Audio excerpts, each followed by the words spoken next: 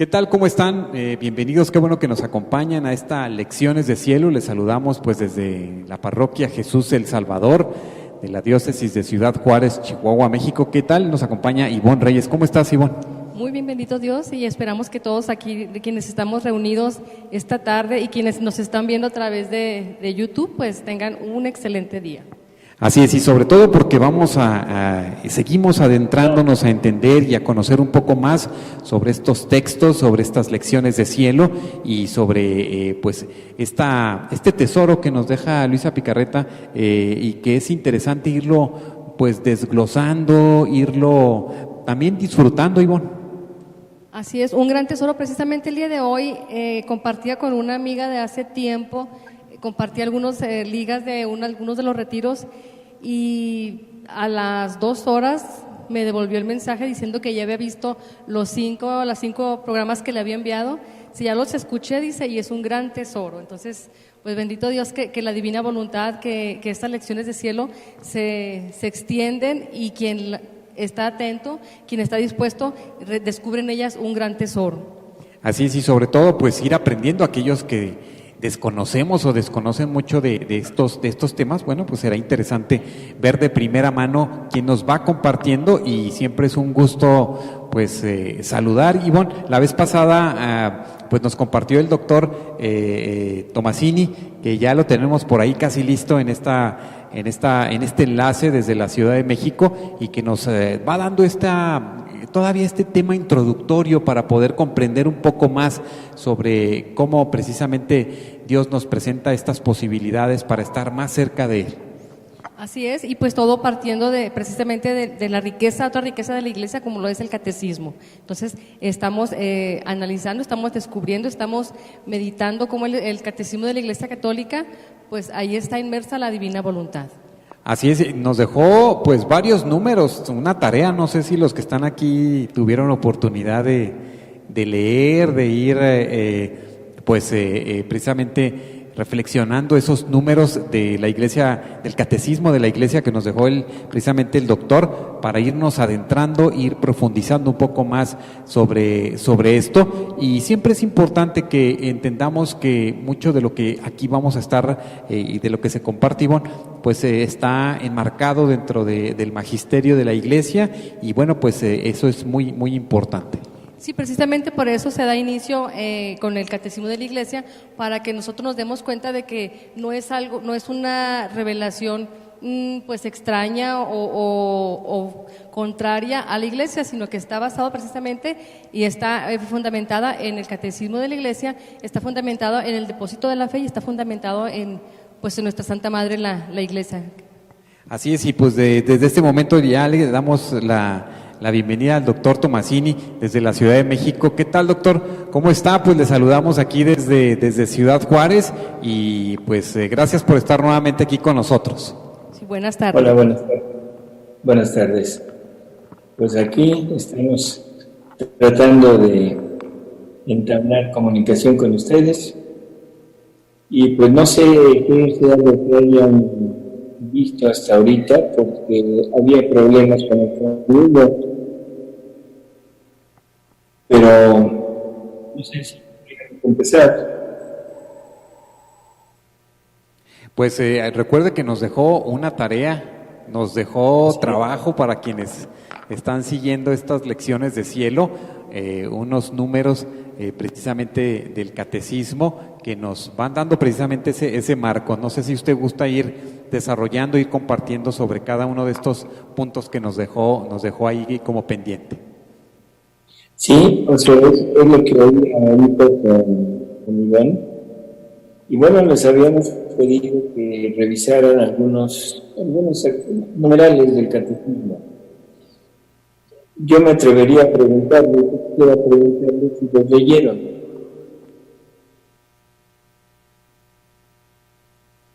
Si tuvieron oportunidad de leerlo por ahí, que sí, algunos sí. Sí, no sé quiénes de aquí de la audiencia pudieron leer. Sí, algunas personas pudieron leer Perfecto. Bueno, pues vamos a empezar porque es muy realmente muy demostrativo todo lo que el catecismo nos va diciendo, ¿no? El punto principal, el 290. ¿Qué nos dice esto? ¿Sí? Bueno, nos dice, perdón, 260, no 290. Nos dice que el fin último de la economía divina, o sea, de la divinidad, es la entrada de las criaturas en la unidad perfecta de la bienaventurada Trinidad.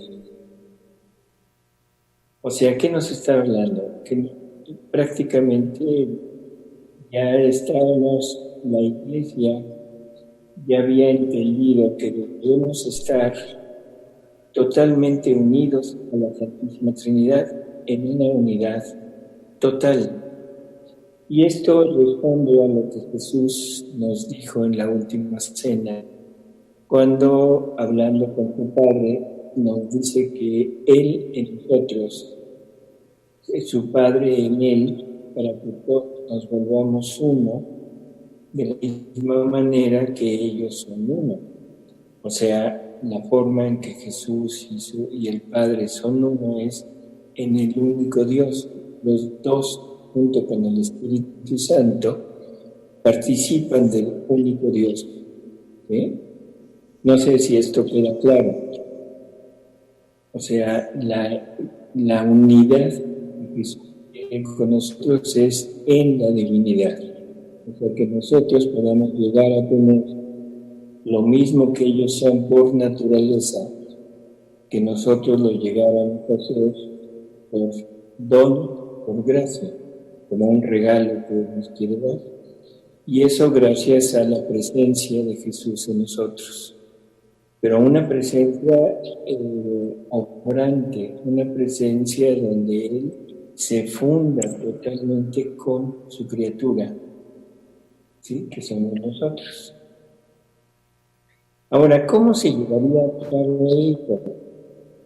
O sea, ¿de qué manera podríamos pensar que esto se puede llevar a cabo?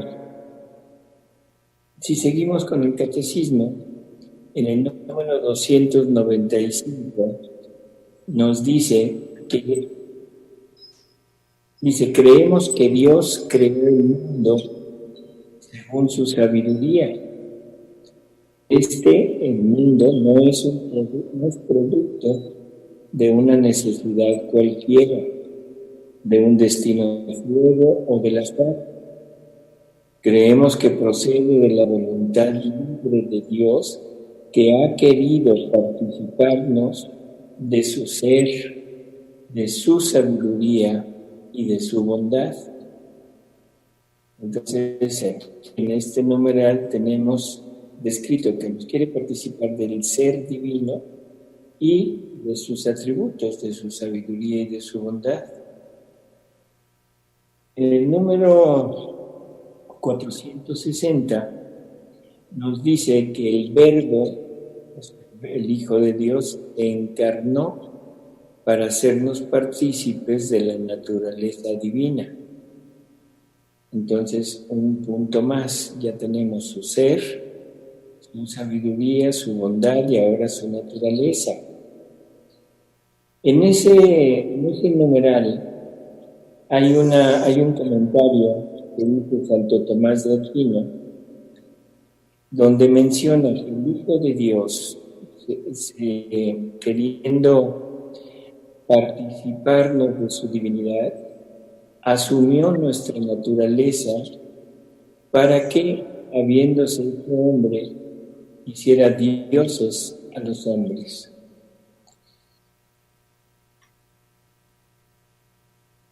En el número 759 nos dice que decidió elevar a los hombres a la participación de la vida divina. ¿Sí? En el 521 nos dice que todo lo que Cristo vivió, Él lo quiere repetir en nosotros y que nosotros lo vivamos en Él. Con esto podríamos sacar una conclusión. ¿Qué es lo que Dios quiere de nosotros? Bueno, pues simplemente quiere tenernos a la par de Él, o sea, volvernos semejantes a Él, en todo sentido, sobre todo en el sentido de la divinidad. Y la pregunta sería, bueno, ¿por qué? ¿Cuál es la razón de que Dios quiera participarnos de todo esto? Si recordamos las palabras de San Juan Evangelista, él nos dice que Dios es amor. O sea, esa conclusión es la que saca él de todo lo que aprendió y vivió con Jesús. ¿Y el amor para qué sirve? ¿Cuál es no sé, o sea, la función del amor? La función del amor es amar. O sea, la función del amor es amar y el amor en Dios es darse. Por lo tanto, lo que Dios quiere de nosotros es darse a nosotros. No sé si podamos comprender, porque nosotros tenemos la idea del amor como un sentimiento, pero para Dios el amor es un acto, no un sentimiento. ¿Sí? Y para que el amor sea completo, para que el amor realmente se vea total, debe tener otro movimiento, que es la correspondencia.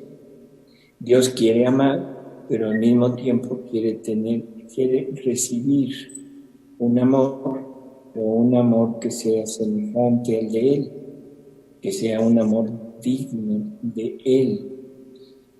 Para eso necesita forzosamente de una criatura, y de una criatura que esté fuera de Él, no dentro, sino fuera de Él. Y esa criatura debería de ser semejante a Él en todos sentidos. ¿Cómo podría Dios tener este ser? ¿Cómo podría Dios tener otro ser igual que Él? O sea, otro Dios. ¿Se podría pensar que pudiera haber otro Dios? Pues sí, Yo si lo quisiera vemos así participar es con algo usted, impensable.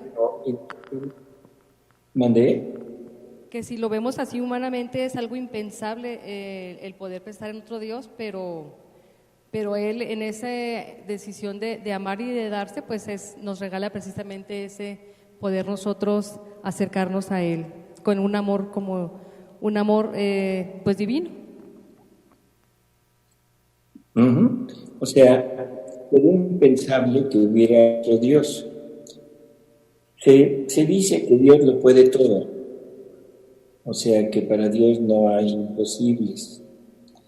Dios tiene una necesidad, que es otra de las cosas que nos han mencionado, de que Dios no necesita nada, pero si lo vemos desde este punto de vista de que Dios es amor, Dios necesita amar. Y para amar necesita un ser al cual pueda amar. Ahora, ¿cómo se resuelve Dios esta necesidad? Es una necesidad de su propia naturaleza, no es una necesidad de carencia. Entonces, Él crea a una criatura semejante a Él. Y eso somos nosotros. Ahora, ¿somos semejantes a Dios?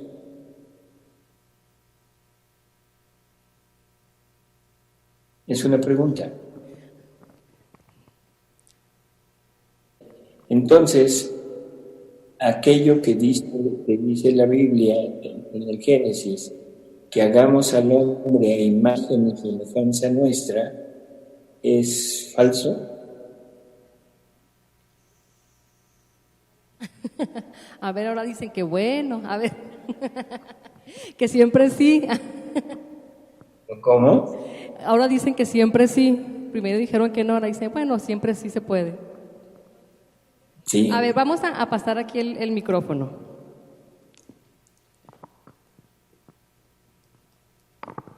Hola Salvador, ¿cómo está? Hola, muy bien. Bueno, yo Pues- contestaría sí, que todo sería cuestión de tiempo, porque si nos remontamos hasta la época de la creación, pues vamos a decir que sí, porque pues Dios, si en la Escritura dice, creamos al hombre semejante a mí, pues no se puede contradecir, pero si hablando de ahorita, pues ahorita nada de semejante somos. Esa sería mi Bueno, respuesta. Bueno, perfecto. Pero ahora, ¿quién es el primer hombre creado? Sí, el primer hombre creado. Ujú. ¿Alguien que quiera responder aquí? ¿No? Bueno, pues el primer hombre creado es Jesús. Bueno, el verbo, El primer hombre creado es Jesús. Jesús, sí. Esta necesidad que Dios tiene, se la resuelve Él mismo. Tiene que, la palabra, crear un ser semejante a Él, pero que no esté dentro de la Trinidad. Y por eso se decide que el Verbo Eterno, o sea, la segunda persona de la Trinidad, tome carne, se vuelva carne, tome una apariencia humana y se crea una humanidad adecuada para poder vivir fuera de la Trinidad, o sea, en la creación, para que Dios pueda desarrollar todas sus obras fuera de la Trinidad. Y ese ser es Jesús. Jesús es el primer hombre creado. Y esto nos lo dice San Pablo cuando nos menciona que Él es el primogénito de toda la creación. Primogénito quiere decir primero. Y que en Él fuimos creados todos, que en Él somos, en Él nos movemos, en Él vivimos. O sea que la humanidad de Jesús en la mente de Dios es el primer hombre creado. Y luego nosotros fuimos creados a imagen y semejanza de esa humanidad del Verbo. O sea, se toma el modelo de la humanidad del Verbo para crearnos a nosotros. Y ya una vez que tomó ese modelo, ahora lo que falta es la divinidad de nosotros. Y para eso, el mismo Verbo Eterno se ofrece a ponerse en nosotros, a fundirse en nosotros para participarnos todo lo que Él es, todo lo que Él contiene, y de esta manera hacernos semejantes a Él. Y de ahí esas palabras que mencionamos al principio, de yo en ellos, tú en mí, para que ellos sean uno con nosotros, como tú y yo somos uno. Y ese es el modelo de hombre, ese es Adán, el primer hombre ya creado aquí en la tierra. Adán tenía en sí mismo a la divinidad dentro de él, para que actuaran juntos, vivieran juntos, y Dios lo pudiera amar en plenitud, porque tenía la capacidad de recibir el amor divino, tenía la capacidad de recibir a Dios, y al mismo tiempo, teniendo el amor de Él, poderlo amar de la misma manera que Él amaba. Por lo tanto, Adán era el hombre modelo ya para nosotros. Y como dijeron ahorita, al principio, ese hombre era semejante a Dios, semejante a Jesús. ¿De acuerdo? valdría la pena que analizáramos un poquito a ese hombre para tratar de demostrar que efectivamente era una unidad perfecta con la divinidad. No sé si hayan leído el Génesis, o sea, la parte de la creación del hombre. Sí, sí. Bueno, ¿qué piensan del Génesis? Bueno, pues en el Génesis, bueno, al menos yo de niña, al escuchar el relato de la creación del hombre, para mí es y ha sido no un cuento, no una historia, sino para mí es como se dieron las cosas, como Dios creó a Adán en ese momento de querer coronar su creación. Entonces, eso ha sido al menos para mí desde de pequeña. Pero sí, aparentemente parece un cuento. A ver, ¿qué nos opinan de eso?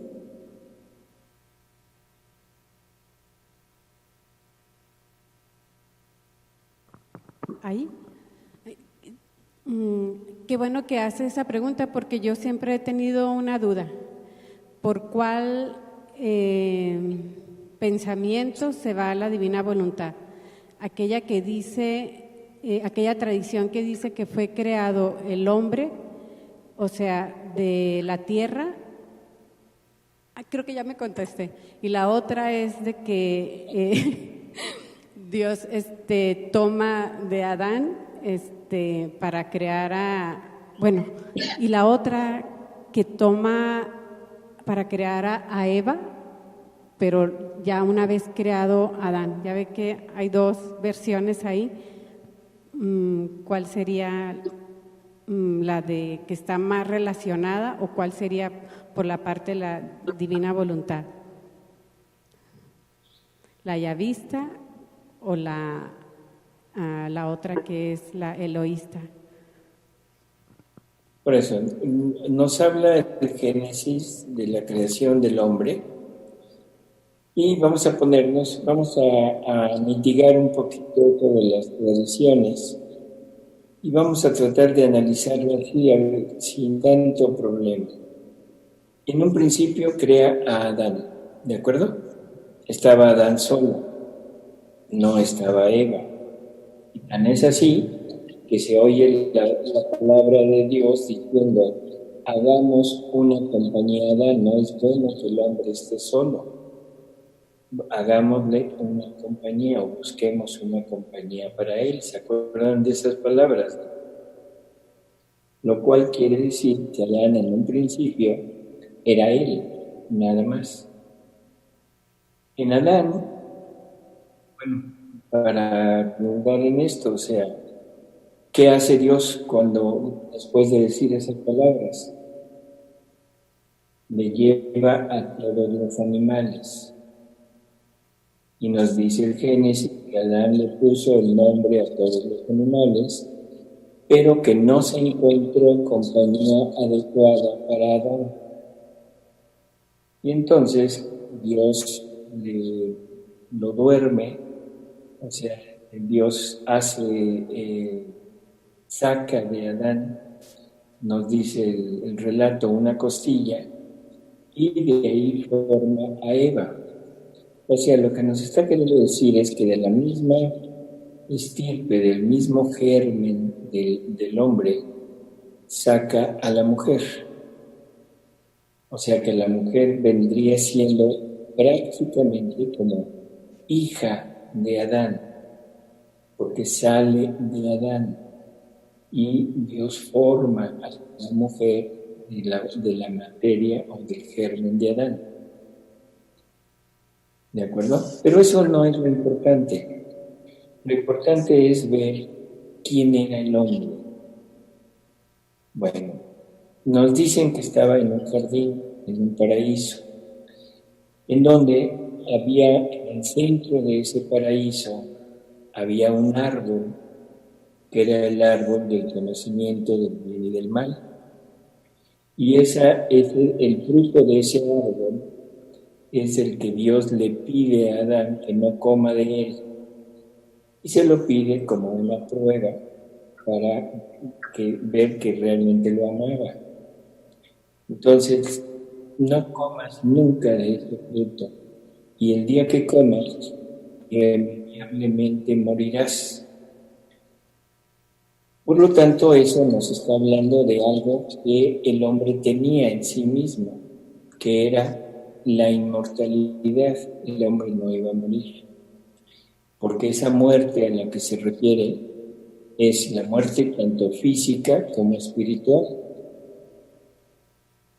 Ahora, ese árbol plantado en el centro del paraíso, vamos a tratar de descubrir qué árbol era.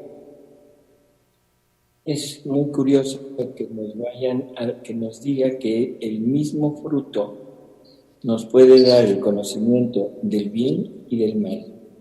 Dos cosas contrarias. Ahora la pregunta que yo les haría a ustedes es, ¿el mal existe?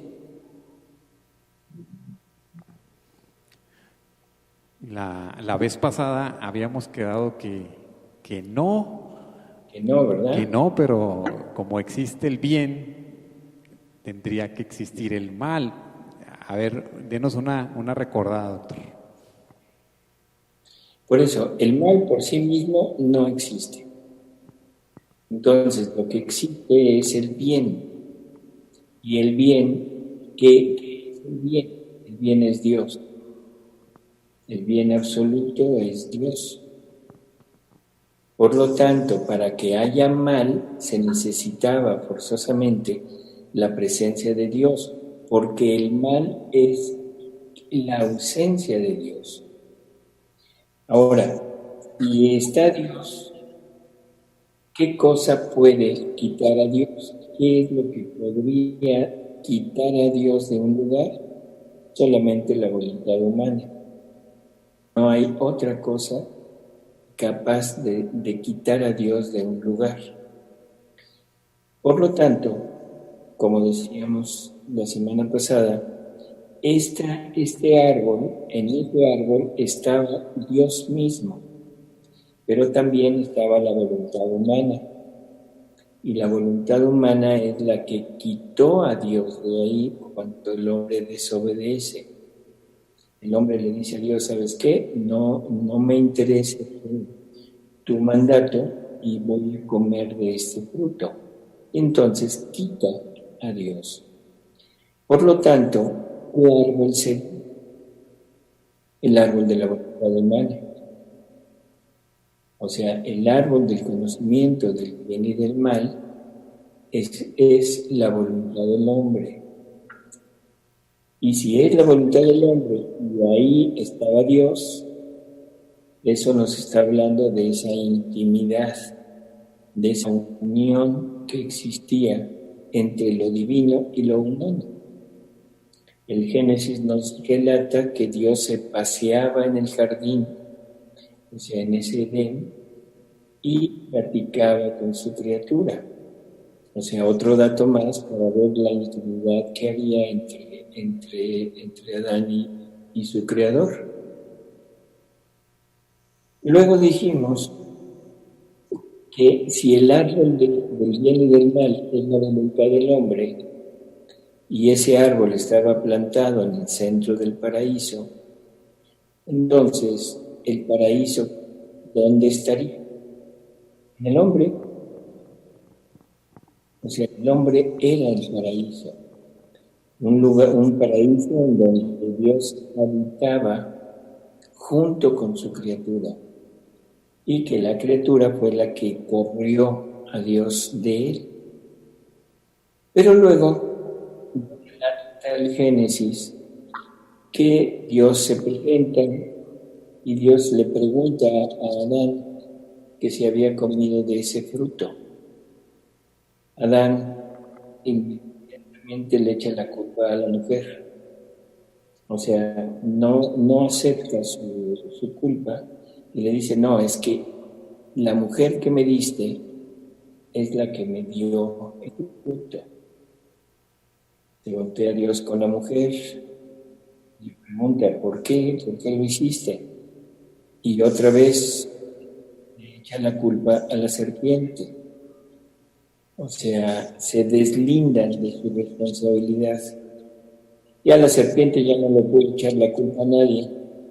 Así que pues ni modo, pobre, se quedó sin disculpa. Pero en ese momento Dios los corre del paraíso. Dios los saca del paraíso.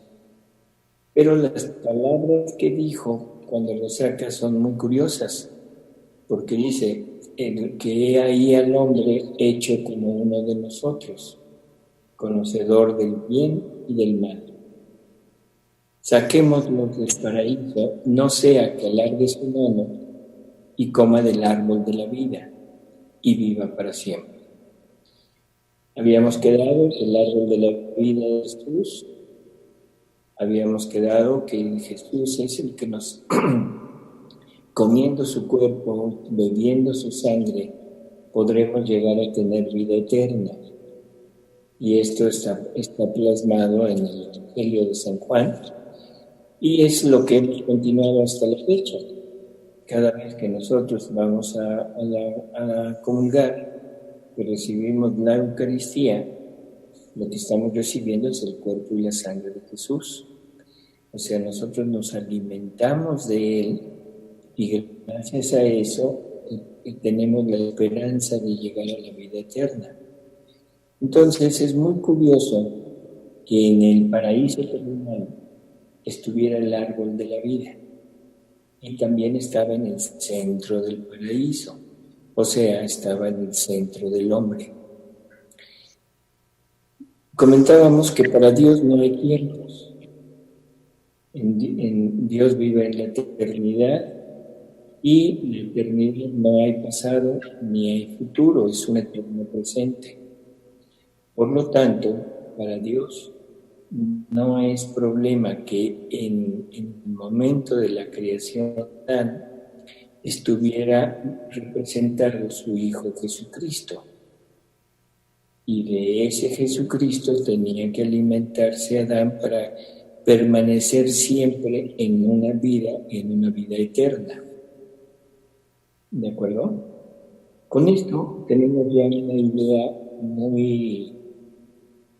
un poco más clara de lo que es el hombre. El hombre es la imagen y semejanza de la humanidad de Jesús y necesitamos a Jesús en nosotros, fundido en nosotros, para tener la divinidad y entonces ser semejantes. Esa es la finalidad de la creación. Esa es la finalidad de cada uno de nosotros. Nosotros deberíamos de ser semejantes a Adán, al Adán inocente. Deberíamos de tener nuestra vida humana, que la tenemos, nuestra voluntad humana, que la tenemos, pero también deberíamos de tener vida divina, que fue lo que se perdió, y deberíamos de tener voluntad divina, que también se perdió. A partir de ese momento, el hombre se queda prácticamente fuera de la relación con Dios. Pero Dios promete a un Redentor, promete que algún día su Hijo, porque es el que va a venir como Redentor, su Hijo Jesucristo, que tenía que llegar a este mundo a reinar, ahora primero tendrá que venir a redimir, tendrá que venir a pagar por nosotros para restituir al hombre a su punto de origen y podernos llevar poco a poco a darnos todo lo que el hombre perdió.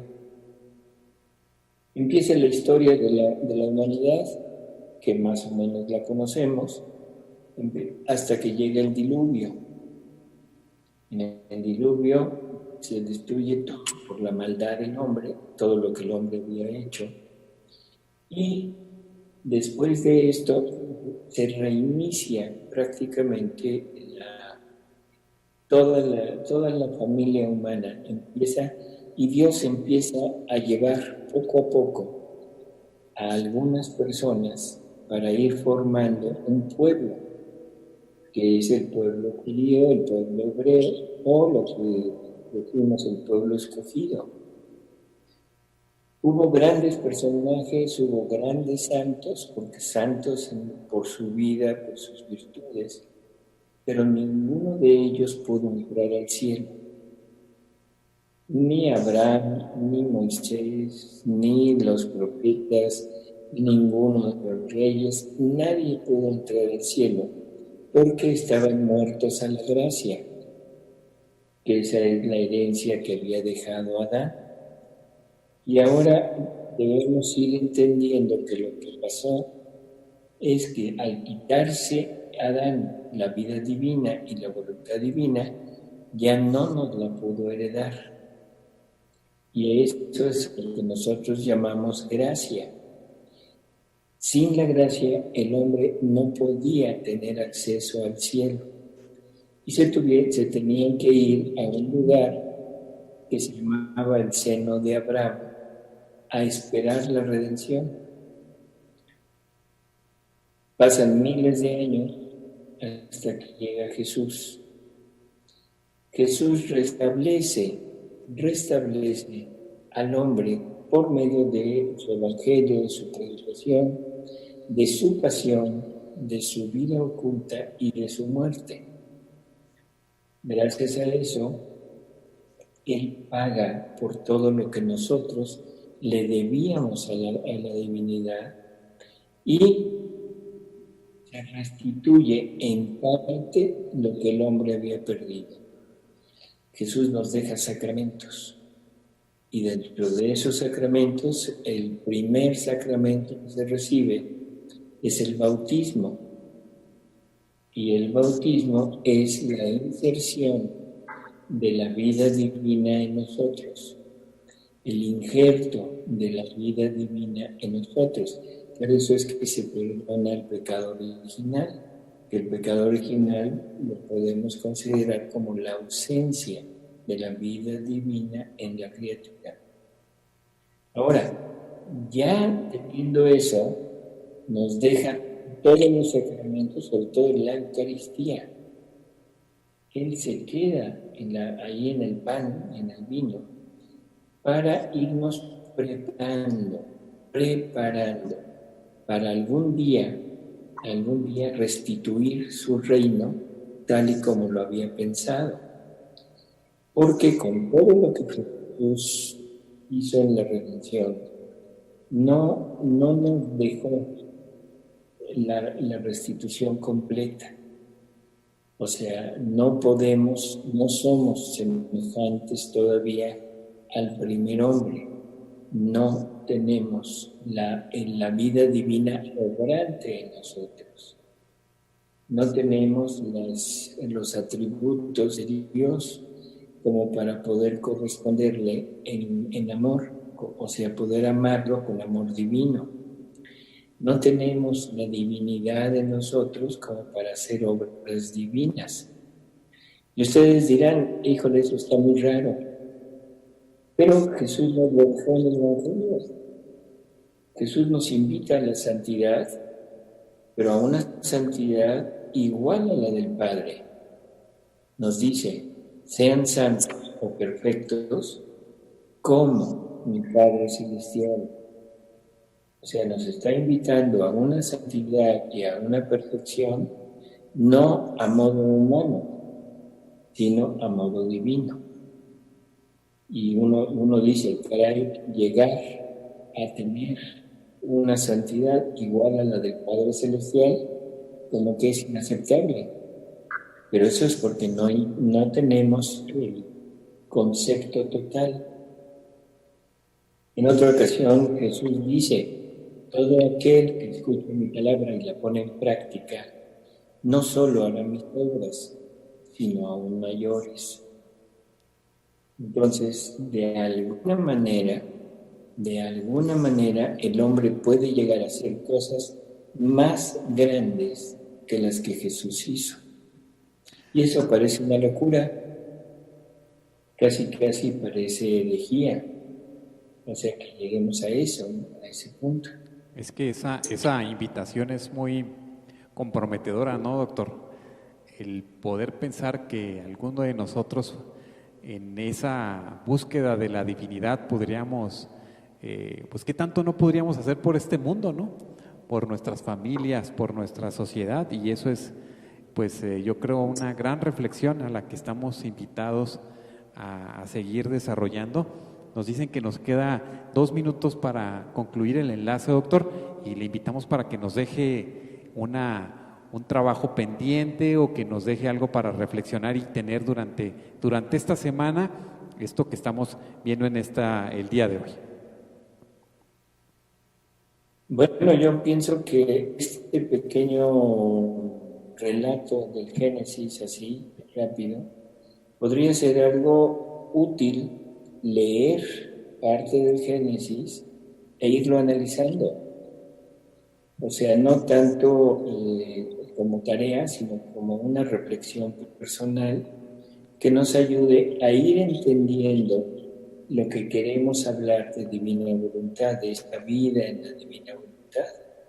Así que yo los invito en este lapso en que en esta semana nos pongamos a leer el Génesis y que lo vayamos meditando, pero de acuerdo a lo que acabamos de hablar.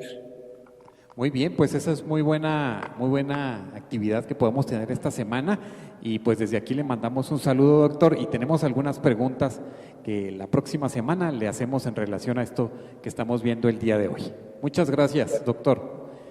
Gracias y buenas tardes. Lo despedimos con un aplauso al doctor Salvador Tomasini.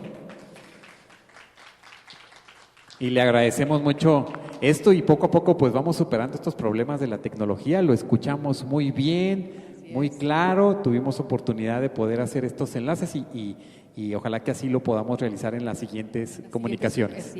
Así es, pues a todos muchísimas gracias y muy buen día. Muchas gracias, doctor. Y bien, pues nosotros aquí, interesante ahora porque pudimos escuchar un poco más, pudimos tener esta parte de reflexión de cómo el hombre se quita, Ivonne, de esta cercanía tan palpable, tan divina, precisamente desde el momento de la creación, y cómo estos afanes, esta búsqueda del saber nos alejan de esta parte tan importante que a veces cuando pasa el tiempo es cuando el hombre está buscando esta cercanía con Dios. Así es, y pues que nos quede también esta reflexión que decimos que nuestra voluntad, la voluntad humana es la única, lo único que puede decirle a Dios: no te necesito, no te quiero. Entonces, allá donde no está Dios, donde no lo encontramos, es porque hubo una voluntad humana que le dijo: aquí no entras. Entonces, y pues nuevamente darle una lectura al Génesis. Por acá tenemos una pregunta, la vamos a tomar por si no viene la próxima semana, pero esperamos que sí, para podérsela iniciar con esto con el doctor Tomasini. Y pues invitamos a quienes nos ven, nos escuchan, a que si gustan integrarse y pregunten en sus comunidades, Ivonne, si hay algún grupo de lecturas de cielo que les ayuden a comprender un poco más. Sabemos que hay gente que nos ve, que nos escucha, que ya tiene mucho tiempo avanzando y profundizando sobre estos textos. así es, y pues lo importante es hacer lectura precisamente de los libros de cielo. Aquí en Ciudad Juárez, le recordamos, hay 4 comunidades, 4 parroquias donde se tienen los grupos de lectura, que es Jesús el Salvador, la parroquia de Cristo Sumo y Eterno Sacerdote, Jesucristo Sol de Justicia y María Goretti. Son las 4 comunidades donde nuestro señor obispo, don José Guadalupe Torres Campos, ha pues venido a bien a bendecir y permitir que se lleven a cabo estos grupos de lectura. Recordando que son pues ya más de 4 años que se tiene trabajando en esta diócesis, y sabemos que en otros lugares de México y de muchas partes del mundo están precisamente pues viviendo esta forma de entender la divina voluntad, de entender estos textos que nos dejó Luisa Picarreta, y que siempre es interesante ir reflexionando cada día. Así es que desde esta comunidad de Jesús el Salvador, pues les decimos muchas gracias, Iván. Muchísimas gracias a todos y pues que Dios los bendiga y a seguir leyendo los libros del cielo. Y esta semana, el Génesis. Así es, y pues muchas gracias a todo el equipo técnico, así es que gracias a ustedes por acompañarnos y les esperamos en nuestro próximo encuentro.